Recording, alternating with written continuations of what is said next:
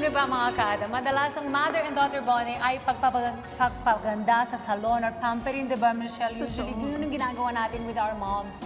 Pero ibahin niyo ang maginang sina Crystal at Kiara dahil sa cute ng katawan ang hanap nila sa pagpa-perform ng stunts sa kanilang BMX bikes. Grabe, ang galing no? Iba yung activity nila together. Buwis buhay. Totoo.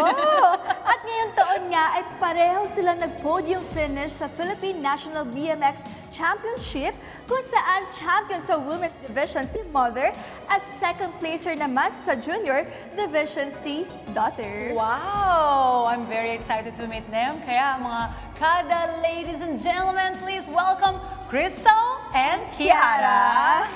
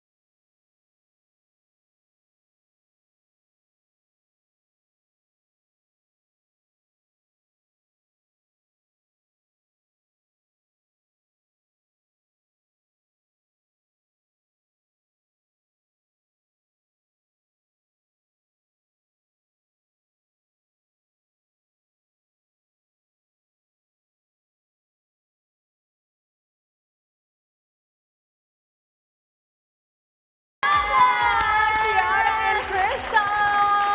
Ang galing! Good morning! Magandang umaga po. Good morning and welcome po dito sa Kada Umaga. Wow! Buti na ipasa ni Crystal ang interes na sa pag-BMX kay Kiara. Oo Pero nga eh. nag-wonder ako, Michelle, paano kaya ito nag-start?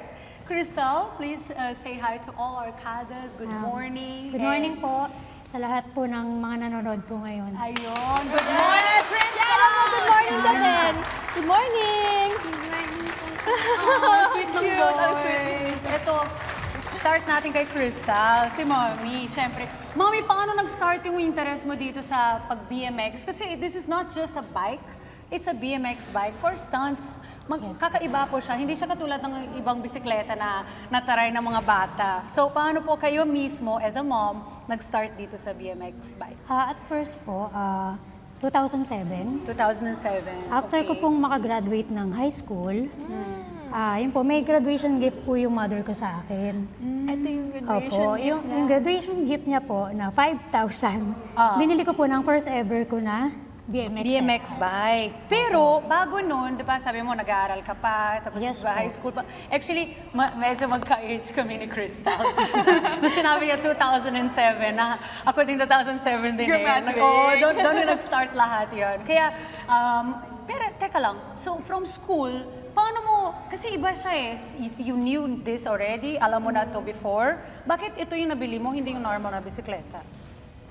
Ano po eh, Kasi nung first time ko po talaga makita ang BMX, dun po sa pamangkin ko, talagang na-inlove po agad ako sa sports na to. I see. So nag-start talaga Opo. from observing Yes and you po. know, 'di ba, becoming hinahangaan mo yung Yes yung po. relative mo na magaling mag-BMX. Yes Tapos ang una mo na try to paano? Yung una ko pong na-try ang BMX, ano po, nung una talagang mahirap po talaga. Sino nagturo sa iyo? Yung pamangkin ko po, si Ah, Kelvin nagbi-BMX Masola. din siya. Yes po. Oo. Halos lang po kami. Magkasabay lang po kami. High school kami parehas. Doon kasi Pero siya ever since, Mommy, talagang mahilig na kayong mag-bike, ganyan. Yes po. So siguro if someone is mahilig na mag-bike or marunong na magbisikleta, do you think sa tingin mo kaya na nila yung mag-BMX or kailangan na matinding training? Kaya naman po, ma'am. Kasi lahat naman po may mga proper training. Saka iba pa rin po kasi pag gusto mo. Okay. Yes, Matuto. totoo naman. So tell us Yes about po. your journey, about kung paano po nagsimula lahat ito. Sabi mo nga yung unang-una mo, medyo mahirap, yung pinsan mo yung Nagturo. Oo, nagturo sa iyo, 'di ba? So how was it? How long does it take to learn?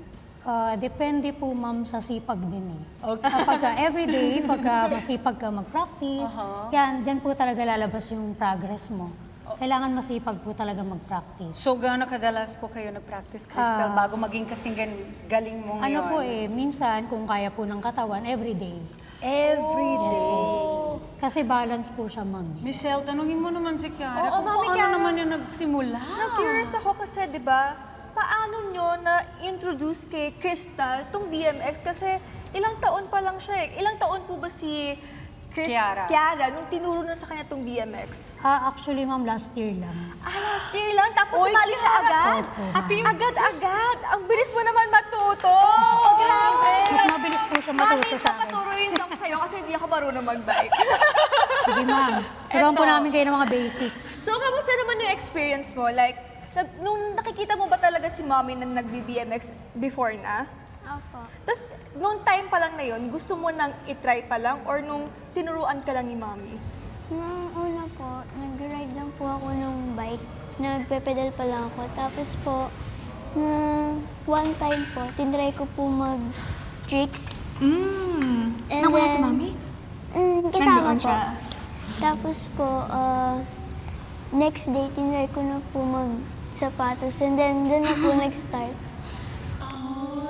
Usually po kasi kasama ko siya tuwing practice. Okay. Nanonood lang po siya sa akin. Tapos, Hanggang sa nag-try lang po siya nung bike ko. Nakita namin na ang ganda po ng balance niya agad. Kaya niya. Kaya noon, nung the next How day old po, po siya noon? 11 po. last year lang pala Opo. tama.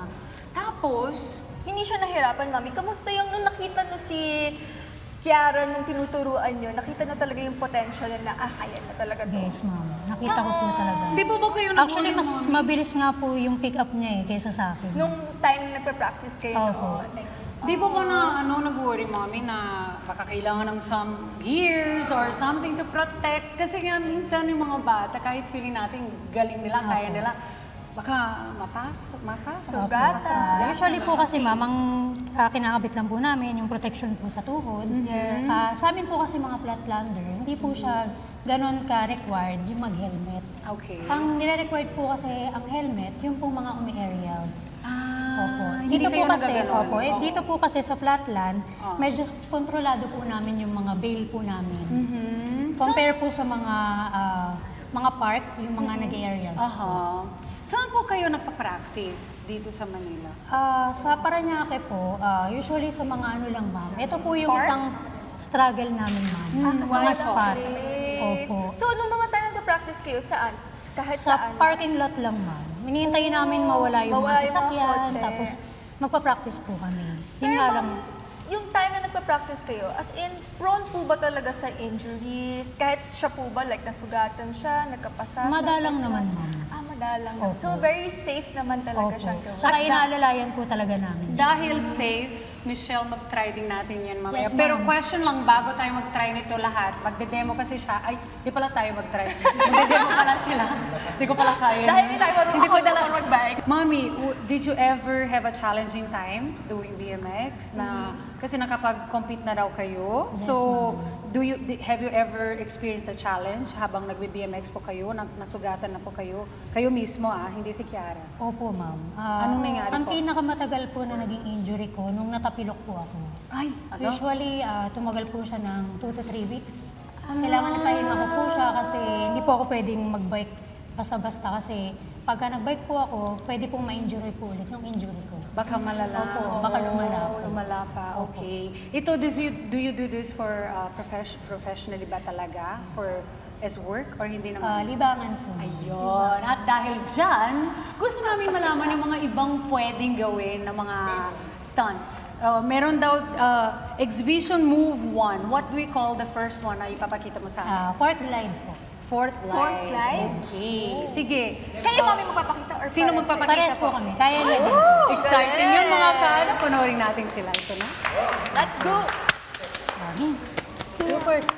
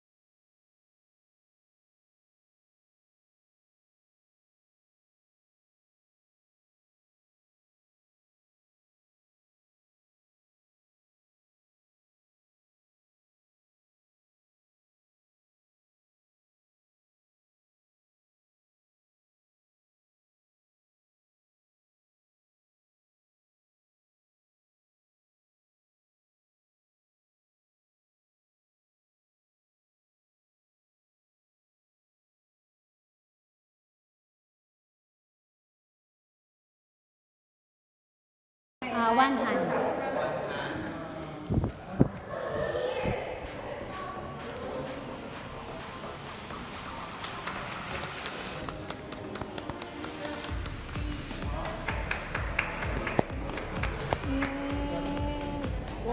Wow.